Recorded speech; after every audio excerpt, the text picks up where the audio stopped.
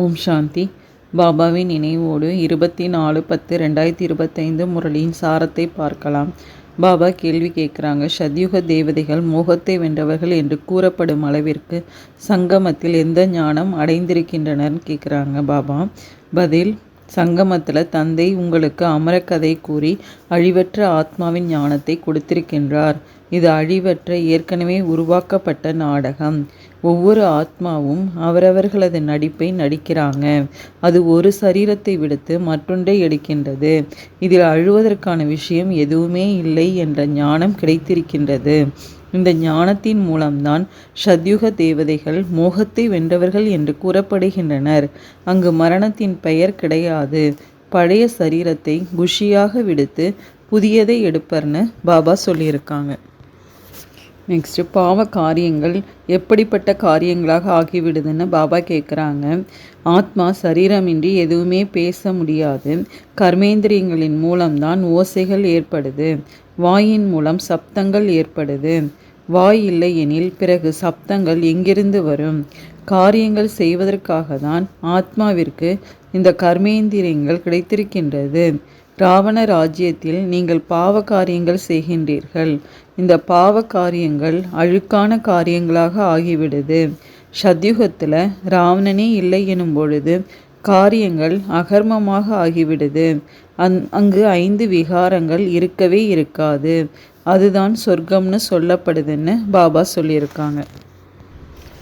Next, மகாத்மாவை விட உயர்ந்தவர்கள் யாருன்னு பாபா கேட்குறாங்க. பதில்: ஒவ்வொரு பொருளும் முதல்ல சதோ பிரதானமாக இருக்கும். பிறகு சதோ ரஜோ தமோ நிலையை அடைகின்றது. சிறிய குழந்தையை சதோ பிரதானம்னு சொல்லலாம். சிறிய குழந்தை மகாத்மாவை விட உயர்ந்ததுன்னு சொல்லப்படுது. மகாத்மாக்கள் பிறந்து பெரியவர்களாகி விகாரத்தின் அனுபவம் செய்த பிறகுதான் வீட்டை விட்டு செல்லுகின்றனர். சிறிய குழந்தைங்களுக்கு விகாரம் என்றால் என்னவென்றே தெரியாது. முற்றிலும் கள்ளங்கபடமற்றவர்களாக இருக்கின்றனர். அதனால்தான் மகாத்மாவை விட உயர்ந்தவர்கள்னு சொல்லப்படுறாங்க. அனைத்து குணங்களும் நிறைந்தவர்கள் என்று தேவதைகளுக்கு மகிமை செய்கின்றனர். இந்த மகிமை ஒரு பொழுதும் சாதுகளுக்கு கூறுவது கிடையாதுன்னு பாபா சொல்லியிருக்காங்க. இம்சை மற்றும் அகிம்சைக்கான பொருளை பாபா கூறுவது என்ன? பாபா சொல்கிறாங்க, இம்சை மற்றும் அகிம்சைக்கான பொருளை தந்தை புரிய வைக்கிறாரு. மற்றவர்களுக்கு துன்புறுத்துவது இம்சைன்னு சொல்லப்படுது.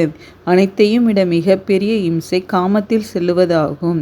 தேவதைகள் மற்றவர்களுக்கு இம்சை தருபவர்கள் கிடையாது. காம விகாரத்தில் செல்வது கிடையாது.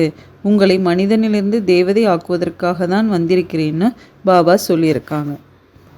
நெக்ஸ்ட்டு, இப்பொழுது இருக்கும் லௌகீக உறவுகளை பற்றி பாபா கூறியிருப்பது என்ன? பாபா சொல்கிறாங்க, கணவன் மற்றும் மனைவி இருவரும் பங்குதாரர்களாக இருந்தால் அவருக்கு பாதி பங்கு கிடைக்கணும். முதல் பாதி அவருக்காக ஒதுக்கி வைத்துவிட்டு பிறகுதான் குழந்தைகளுக்கு கொடுக்க வேண்டும். ஆனால் இன்றைய நாட்களில் குழந்தைகளுக்கே முழு செல்வமும் கொடுத்துட்றாங்க. சிலருக்கு அதிகமான மோகம் இருக்குது. நாம் இறந்த பின்பு குழந்தைகள் தான் உரிமையாளர்களாக இருப்பர்னு நினைக்கிறாங்க. இன்றைய நாட்களில் தந்தை இறந்த பின்பு தாயை கவனிப்பதும் கிடையாது. சிலர் தாயன்பு உடையவர்களாக இருக்கிறாங்க. சிலர் தாய்க்கு துரோகம் செய்பவர்களாகவும் இருக்கிறாங்க. இன்றைய நாட்களில் பலர் தாய்க்கு துரோகம் செய்பவர்களாக தான் இருக்கிறாங்க. அனைத்து செல்வங்களையும் அபகரித்து சென்றுறாங்க. நல்ல தர்மத்தில் உள்ள குழந்தைகளிலும் சிலர் அவ்வாறு அதிகம் தொந்தரவு செய்பவர்களாக ஆகிவிடுகின்றனர்னு பாபா சொல்லியிருக்காங்க. நெக்ஸ்ட்டு, எதனால் எந்த லாபமும் கிடையாதுன்னு பாபா கூறியிருப்பது என்ன? பாபா சொல்கிறாங்க, ஆத்மா என்றால் நிராகாரமானது. சிவனும் நிராகாரமானவர் இல்லையா? உங்களது ஆத்மாவும் பிந்துவானது. மிகவும் சிறியதாக இருக்குது. அதை யாருமே தெய்வீக பார்வையின்றி பார்க்கவே முடியாது. தெய்வீக பார்வையை தந்தை தான் கொடுக்கிறாரு. பக்தர்கள் அமர்ந்து விநாயகர், ஹனுமான் போன்றவர்களை பூஜை செய்து கொண்டிருக்கிறாங்க. அவர்களுக்கு அந்த சாட்சாத்காரம் எப்படி ஏற்படும்? தெய்வீக பார்வை கொடுக்கும் வள்ளல் தான் நான் தான் என்று தந்தை சொல்கிறாரு.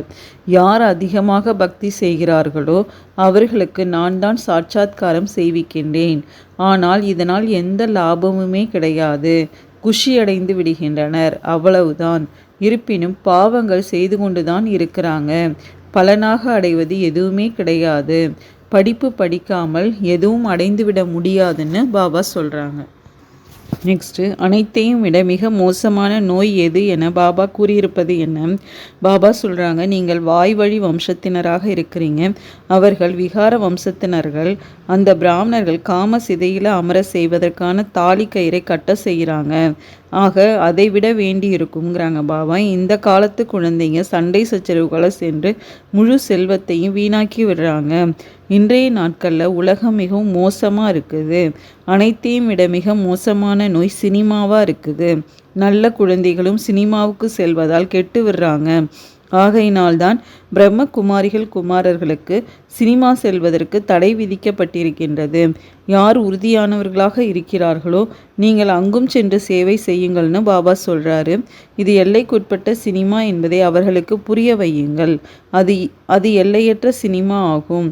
எல்லையற்ற சினிமாவின் மூலம்தான் இந்த எல்லைக்குட்பட்ட பொய்யான சினிமா உருவாக்கப்பட்டிருக்கிறதுன்னு பாபா சொல்லியிருக்கிறாங்க. நெக்ஸ்ட்டு, எது அனைத்தும் பொய்யானதுன்னு பாபா கூறியிருப்பது என்ன? பாபா சொல்கிறாங்க, இப்பொழுது நீங்கள் நரனிலிருந்து நாராயணன் ஆவதற்கான கல்வியை தந்தை தான் கொடுக்கிறாரு. அவர்கள் தீஸ்ரீ கதை, அதாவது 3வது கண் என்ற கண் கொடுக்கும் கதையை சொல்கிறாங்களாம். அமரக்கதையை சொல்கிறாங்க. அனைத்தும் பொய்யானதுங்கிறாங்க பாபா. தீஸ்ரீயின் கதை இதுவாகும். இதன் மூலம் ஆத்மாவுக்கு ஞானம் என்ற 3வது கண் திறக்கப்பட்டிருக்கு. முழு சக்கரமும் புத்தியில் வந்துவிடுது. உங்களுக்கு ஞானம்ங்கிற 3வது கண் கிடைத்து கொண்டிருக்கிறது. அமரக்கதையையும் கேட்டுக்கொண்டிருக்கிறீங்க.